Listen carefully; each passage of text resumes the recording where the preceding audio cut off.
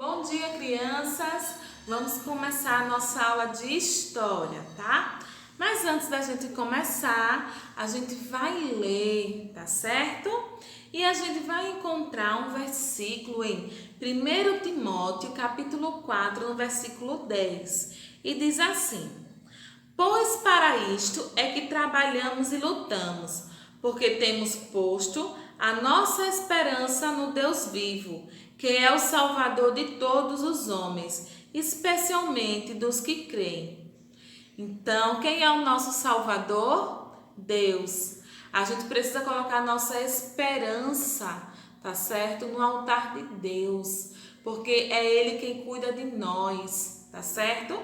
Então é Ele que cuida, é Ele que ama, é Ele que nos protege, tá certo? Então Deus, Ele é bom o tempo todo. Em todos os momentos, mesmo quando estamos em momentos difíceis, Deus está cuidando de nós, tá bom? Então a gente precisa colocar nossa esperança, tá certo? Entregar nossa esperança e confiar em Deus, tá certo? E falando nisso, a gente vai conhecer um pouquinho sobre os escravos, tá certo? Então vocês vão pegar o módulo de vocês e vão abrir nas páginas 372 e 373. Tia, por quê que a gente vai falar sobre os escravos? A gente vai falar um pouquinho sobre o trabalho que eles faziam. Como era esse trabalho? Como é que eles se tornaram escravos? Tá certo? Então, o título do assunto é Estrangeiros na Colônia, tá? Os africanos no Brasil. Então, a tia vai começar o texto e vocês vão acompanhando aí, tá certo? E a gente vai conversando um pouquinho sobre o que está acontecendo, tá? Com o modelo de colonização exploratória, o governo português necessitava de mão de obra barata para o trabalho nos engenhos. O caminho encontrado foi ele trazer pessoas escravizadas da África. Por mais de 350 anos, milhares de africanos foram trazidos à colônia portuguesa. Homens e mulheres tornavam-se escravos em terras africanas, após derrota em guerras pela conquista de novos territórios. Então, eles precisavam de mão de obra barata. E para eles, os escravos seriam uma mão de obra barata. Seria barato, né? Colocar os escravos para trabalhar, né? Então, a gente viu que lá no plantio, né, na colheita da cana-de-açúcar, os escravos já trabalhavam, né? E aí eles tinham um lugar que eles ficavam. Então, era todo um processo, né? Que a gente viu lá na cana-de-açúcar, tá certo? Então, eles já vinham trabalhando desde aquela época, tá? E como era muito fácil conseguir os escravos e financeiramente naquela época o custo era mais barato, eles resolveram trazer os escravos para trabalhar, tá? Embora vivessem em diferentes regiões da África, os escravos eram tratados como um único povo. No entanto, cada grupo tinha sua língua, cultura e costumes. Nas embarcações, apelidadas de navios negreiros, as pessoas escravizadas viajavam em porões lotados, em condições extremamente ruins de alimentação e higiene. Muitos adquiriram doenças e morriam durante a viagem, sendo lançados ao mar. Olha como era triste, né? Eles vinham em porões lotados, como vocês podem ver aí na imagem no livro. Então, eles pegavam doenças, né? Eles morriam, eles não eram bem tratados, a alimentação deles não era uma alimentação boa, né? E tudo isso fazia com que eles adoecessem e morressem. E quando morriam, eram lançados ao mar, tá certo?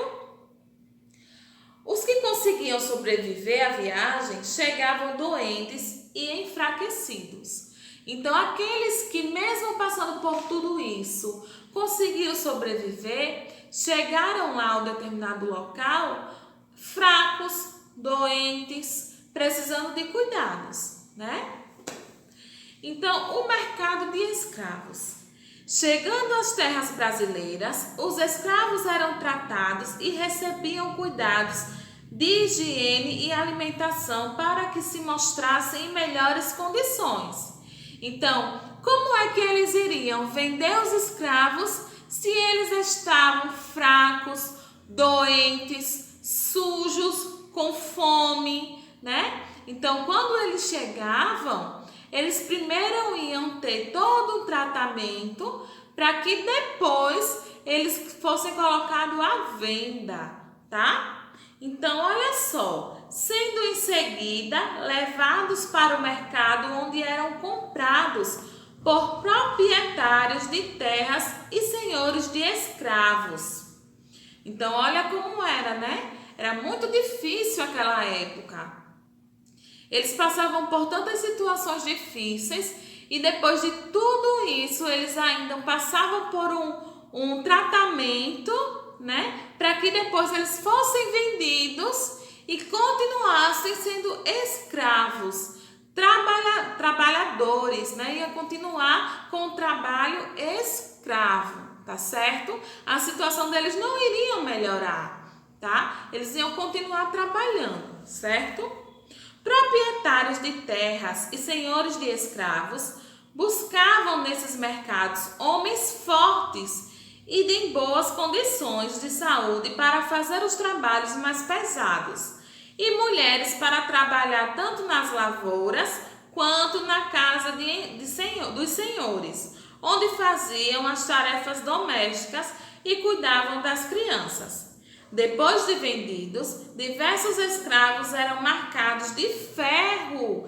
Eles eram marcados, gente. Então, olha como era difícil, era muito triste, doloroso, porque eles eram marcados, né, com ferro quente, para deixar uma marca, para que as outras pessoas soubessem que eles tinham um dono, tá certo? Era o símbolo do seu proprietário. Para evitar revoltas ou rebeliões, muitos grupos familiares eram separados na venda, sendo destinados a locais diferentes. Então, olha como ainda se tornava mais difícil, né? Tinha uma família em que, no momento em que eles fossem vendidos, eles iam ser separados, eles iam para lugares diferentes, para que eles não tivessem contato, né? E olha como era triste, né? Como será que eles se sentiam naquela época? Era muito difícil, tá certo? Então, o trabalho escravo era muito difícil, muito triste, muito doloroso, tá certo? Então, agora vocês vão responder a atividade que está na página 373, tá certo? Então, realizem uma nova leitura, entendam, aprendam como era difícil aquela época, né? Como eles se sentiam. Será que hoje em dia ainda tem esse tipo de trabalho, né? Então, vamos refletir um pouquinho e agradecer todos os dias a Deus, porque temos uma vida boa, né? Graças a Deus, tá certo? Então, fiquem com Deus, que Deus abençoe. Um ótimo final de semana e um ótimo estudo. Beijos, tchauzinho.